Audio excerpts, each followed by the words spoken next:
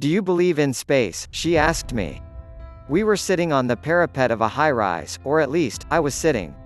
She was on her back, gazing up at the stars. I looked up as well.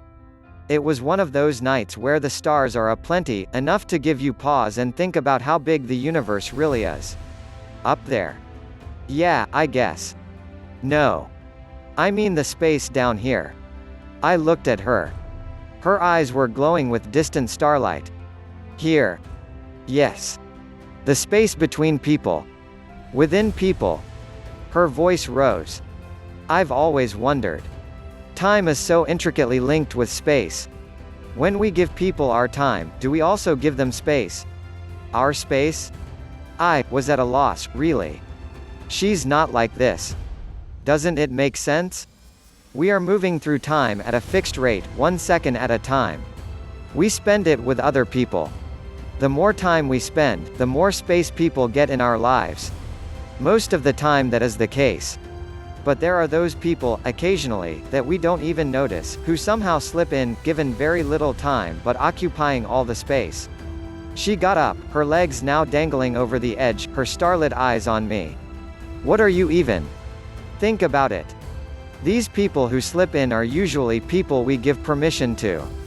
We don't even have to meet them, they could even be some celebrity, but they enter and they stay and they occupy that space, that same space which could be given to some other. She looked at me, expecting an answer.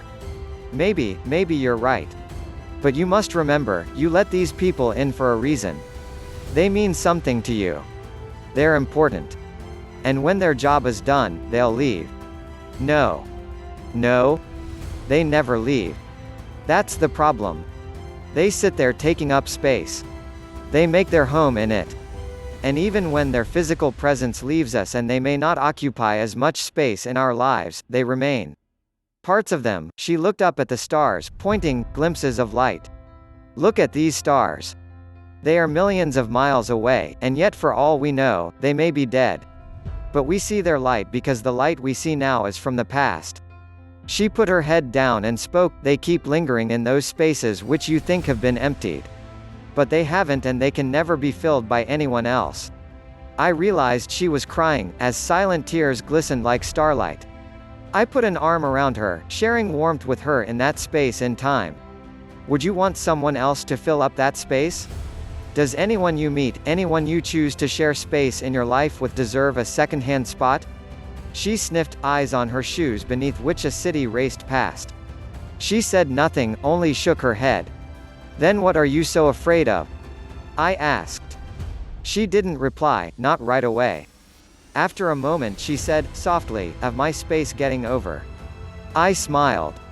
She didn't see it, of course, how could you when your eyes are on the ground? I reached for her chin and pushed her head up toward the sky. Look. You see that? You think it'll ever get over? It's infinitely large. And so is the space within. She shook her head, wiping the last drops from her eyes as a smile spread over her face. She nestled herself beside me and said, "You're the sun in my space, you know." "I know," I said.